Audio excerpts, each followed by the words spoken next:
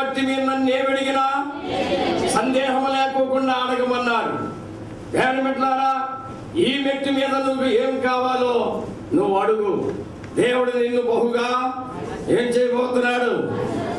ఆశీర్వదించబోతూ ఉన్నాడు నిన్ను. దేవుడు నిన్ను ఆయన నువ్వు అడిగినవన్నీ కూడా నీకు ఇస్తాడు. ఫిలిప్పీ రాసిన పత్రిక 4:19 మనం చదివితే, ఆయన ఐశ్వర్యము చొప్పున క్రీస్తు యేసు మహిమలో మీ ప్రతి అవసరమును తీర్చును. దేవుని బిడ్డలారా, దేవుని దగ్గర ఈ 5వ మెట్టులో నీకేం కావాలో అడుగు. దేవుడు నీకేం చేస్తాడు? సహాయము చేస్తాడు. అడగకోకుండా దేవుడు ఏమనే అమ్మైనా అడగందే అన్నము ఎట్టదో. దేవుని బిడ్డలారా, 6వది స్తుతి. ఈ యొక్క అన్ని 5 అంశములలో నాకు జయము కుదిర్చావు గనక, ఇచ్చావు గనక నీవు స్తుతిస్తూ దేవుని స్తుతిస్తూ ఉండాలి. ఈ స్తుతి దావీదు మహారాజు దేవుని బిడ్డలారా మరి 113:3 సూర్యోదయం మొదలుకొని సూర్యాస్తమయం వరకు యెహోవా నామము స్తుతి నొందదగినది. మనస్సును నాలుకయు నీకు ఆలోచన స్తుతించే.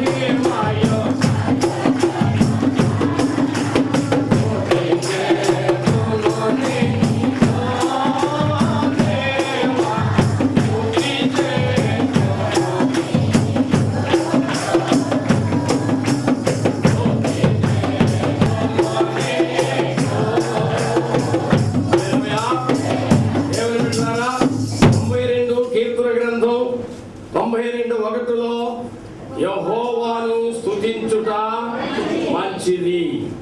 దేవుని బిడ్డలారా, దేవుని మనం స్తుతించాలి. దేవుని ఎంతో స్తుతించాలి. దేవుని దగ్గర ఈ కుడి ప్రక్కన ఒక గంప, ఎడమ ప్రక్కన ఒక గంప ఉంటుందంట. కుడి ప్రక్కలన్నీ కోరిక గంపలు, ఎడమ ప్రక్కలన్నీ కూడా స్తుతించేటువంటి గంప. కోరిక గంపే నిండిపోతుందంట కానీ, పొరిలిపోతుందంట కానీ దేవుణ్ణి స్తుతించటం లేదు. దేవుణ్ణి స్తుతించాలి, దేవుణ్ణి గణపరచాలి. దేవుణ్ణి మరి 4 జీవులు దేవుణ్ణి గణపరచని మరి దేవదూతలు ఎప్పుడు కూడా మానక ఆయన్ని స్తుతించారు. ఎందుకంటే ఆయన స్తుతుల మీద ఆశీనుడైనటువంటి దేవుడు. 7వ మెట్టు కనిపెట్టుట. దేవుని బిడ్డలారా, ఈ 6 మెట్ల మీద మనం దేవుడితో మాట్లాడాం. 7వ మెట్టు కనిపెట్టడం అనగా దేవుడు మనతో మాట్లాడటము. మౌనముగా 37:7వ వచనం చదువుదాం కీర్తనలో. దేవుని ఎదుట నీవు చేతులు కట్టుకొని ఇలా మౌనముగా కళ్ళు మూసుకొని దేవుని మీదకి మనస్సు నిబ్బరము చేసుకొని, ఈ మెట్టు చాలా గొప్పది. ఇదే యోగా అని ఇప్పుడు ప్రపంచం అంతా మారుమరుగుతుంది. ఈ యోగా ఎప్పుడో బైబిల్ మరి రాసినప్పుడే ఈ యొక్క యోగా ప్రవేశపెట్టారు. ఈయన తపస్సు పరుడు, మునీశ్వరుడు అంటారు. నువ్వు అలాగే దేవుని ఎదుట మౌనముగా ఉండి ఆయన కొరకు కనిపెట్టుము అని ఉంది అక్కడ. మౌనముగా ఉండి యోగాలో ఒకటే ఉంది, శరీర సంబంధమైనటువంటి మరి ఆసనాల వలన నొప్పులు పోవచ్చు. కానీ ఈ యొక్క సన్నిధి యోగా వలన శరీరానికి ఆత్మ కూడా మేలైనటువంటిది. ఇది ఎవరైనా చేయొచ్చు, ఏ మతస్థులైనా చేయొచ్చు, ఎలాంటి వారైనా చేయొచ్చు. ఈ యొక్క 7 మెట్ల మీద భక్తి నువ్వు నేర్చుకుంటేనే గాని అసలు దేవుడు ఎవరో నీకు కనపడగలరు. నువ్వే దేవుడి పేరు ఎత్తొద్దు, నువ్వు ఎవరైనా సరే, నువ్వు ఏ దేవుణ్ణి పూజించినా, ఏ దేవుని పేరు ఎత్తుకోకుండా నేను చెప్పినటువంటి ప్రార్థన మీరు చేసుకోవాలి. ఇది సూక్ష్మ ప్రార్థన. బైబిల్ మిషన్ నాయకుడి ప్రార్థనని ప్రపంచమంతటికి అందించమని చెప్పారు. దేవా నాకు కనబడము, నాతో మాట్లాడము. కళ్ళు మూసుకొని సన్నిధిలోకి వెళ్ళి, గదిలోకి వెళ్ళి తలుపు వేసుకొని ఈ మనసుతో ఈ ప్రార్థన చేసుకోవాలి. దేవా నాకు కనబడము, నాతో దేవా అందరికీ కనబడము, అందరితో మాట్లాడము. నేను అడిగిన ప్రశ్నలకు జవాబు దయచేయము. ఏం బిడ్డలారా, ఉండా దేవుడు ఎవరో, సృష్టికర్త ఎవరో, ఈ యొక్క ప్రపంచమంతను కూడా పోషించి పరిపాలించేటువంటి వారు ఎవరో ఉన్నటువంటి ఆయన దేవుడు అనగా ఉన్నవాడు. నీవు విశ్వాసముతో ఈ ప్రార్థన చేసి కళ్ళు మూసుకొని నీవు ఆయన సన్నిధిలో కనిపెట్టాలి. 40 యెషయా గ్రంథం 31వ వచనములో అక్కడ యెహోవా కొరకు ఎదురు చూసువారు నూతన బలము పొందుదురు. నువ్వు అనారోగ్యంగా ఉండా, నువ్వు పాప స్థితిలో ఉండా, నువ్వు ఎలాంటి లోక స్థితిలో ఉండా, ఎలాంటి అక్రమ స్థితిలో ఉండా, నీ ఆత్మీయ జీవితం బాగుపడాలంటే ఎక్కడికి రావాలా? ఈ యొక్క 7 మెట్ల మీదకి నీవు రావాలి. 7 మెట్లు ప్రార్థన. ఒక బిల్డింగ్ పైకి ఎక్కాలంటే ఏం కావాలా? మెట్లు కావాలా?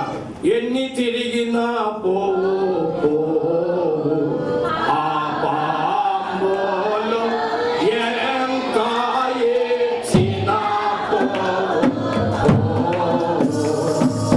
ఎన్నాళ్ళు పుణ్యక్రియ ఎన్ని చేసినా పోవు, అన్ని చేసిన క్రీస్తు నాందో నమ్మిన గాని దేవా దేవుని ఒక్క ఏంటి ఓ ప్రియులారా, దేవా రాజుని.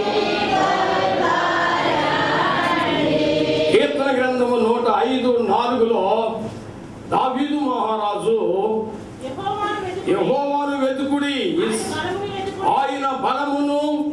కళ్ళు మూసుకొని నువ్వు దేవుని సన్నిధిలో దేవుణ్ణి వెతకాలి. ఆయన సన్నిధిని నిత్యము వెతుకుడి. దేవుని బిడ్డలారా, ఈ సన్నిధి, ఈ కనిపెట్టే మెట్టు, ఇదే దేవుడు మరి బైబిల్ మిషన్ భూలోకములో దించడానికి ఈ సన్నిధి మిషన్ ని గొప్ప ప్రవక్త అయినటువంటి శక్తిగల దేవదాస్ తండ్రి గారి ద్వారా ఈ మిషన్ భూలోకములోకి దించారు. ఈ మిషన్లో మరి చేసేటువంటి బోధ ఏమిటంటే సన్నిధి. ప్రతి మనిషి పరమగీతం 2:14లో ఉంటుంది, నీ స్వరము నాకు వినపడనిమ్ము, నీ ముఖము నాకు. దేవుడు సన్నిధిలోనికి దేవుడు రమ్మంటున్నాడు. నువ్వు ఎలాంటి వ్యక్తి అయినా సరే, నీవు మారణ వ్యక్తి మారాలంటే సన్నిధిలోనే.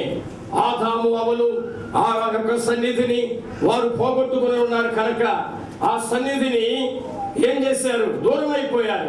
ఇప్పుడు మరలా ఆ యొక్క సన్నిధిని యేసు ప్రభు వారి భూలోకంలోనికి కుమారుడుగా వచ్చి శిలువలో ప్రాణం పెట్టి తిరిగి లేచి, ఆయన మరి మరణించి తిరిగి లేచి 3వ రోజు లేచినట్టు మృత్యుంజయుడని యేసు ప్రభు వారు పిలుస్తున్నారు. నా సన్నిధిలోనికి రా, నేను నిన్ను బాగు చేస్తాను, శరీర సంబంధమైనటువంటి విషయాలను నేను స్వస్థపరుస్తాను, ఆత్మ సంబంధమైన వరములు ఫలములతో నిన్ను నింపి నిన్ను పరలోకములో చేరుస్తానని దేవుడు మనతో చెప్పుచున్నాడు. దేవుని బిడ్డలారా, కీర్తన గ్రంథము 16:11వ వచనములో నీ సన్నిధిలో సంపూర్ణ సంతోషము కలదు అని దేవుడు మాట్లాడుతున్నాడు. కనుక 7 మెట్లు మరలా చెప్తాను. 1 మనోనిధానము, 2 పాపపు తూర్పుదల, 3 తీర్మానము, 4 సమర్పణ, 5 అంశ ప్రార్థన, 6 స్తుతి, 7 కనిపెట్టుట. ఇటు ప్రార్థనా మెట్లు మీరు అవలంబించి గొప్ప సన్నిధి పరులయ్యి 2వ రాకడలో మేఘం మీద యేసు ప్రభు వారు వచ్చినప్పుడు ఆయన ఎదుర్కొనే భాగ్యము దేవుడు మనందరికీ అనుగ్రహించును గాక. ప్రార్థన. పరలోకపు తండ్రి, నీ మహాకృపను బట్టి ఈ కార్యక్రమం వీక్షిస్తున్నటువంటి వారందరినీ, ఇక్కడ ఉన్నటువంటి వారందరినీ మీరు పేరు పేరు వరుసను మీరు దీవించి, నీ యొక్క 7 మెట్లు అవలంబించి నేర్చుకొని సాధన చేసుకొని నీ 2వ రాకడ సిద్ధపడే భాగ్యం దయచేయమని, వీళ్ళకి ఏమైనా ఇక్కడ ఉన్నటువంటి వారికి అనారోగ్యం ఉంటే వారి దేహం మీద వారికి ఉన్నటువంటి ప్రతి అస్వస్థతను స్వస్థపరిచి నీ నామానికి మహిమ తెచ్చుకోమని యేసు నామమున అడుగుచున్నాము తండ్రి. అందరికీ మరణాతా. ఆరాధన సమయములు. మొదటి ఆరాధన శృంగార దేవాలయము, block number E, plot number 423 Bombay colony నందు ఉదయకాలము 8 గంటల నుంచి 10 గంటల వరకు జరుగును. రెండవ ఆరాధన షారోను ప్రార్థనా మందిరము, సికామణి సెంటర్, నెహ్రూ నగర్ నందు ఉదయకాలము 8:30 నుంచి 10:30 వరకు జరుగును. మూడవ ఆరాధన గెత్సెమనే ప్రార్థనా మందిరము, రాజరాజేశ్వరిపేట నందు ఉదయకాలము 10 గంటల నుంచి 12 గంటల వరకు జరుగును. నాలుగవ ఆరాధన బేతేలు ప్రార్థనా మందిరము, పైప్ రోడ్, సింగ్ నగర్ నందు ఉదయకాలము 10 గంటల నుంచి 1 గంట వరకు జరుగును. మా చివరి ఆరాధన సెయింట్ ఎం దేవదాస్ దేవాలయము, షాబాద్, జక్కంపూడి నందు సాయంకాలము 6 గంటల నుంచి 8 గంటల వరకు జరుగును. మీ ప్రార్థనా అవసరతల కోసము మమ్మల్ని సంప్రదించవలసిన ఫోన్ నెంబర్లు 9848297575 మరి యొక్క నెంబర్ 7729024777. అందరికీ మరణాత.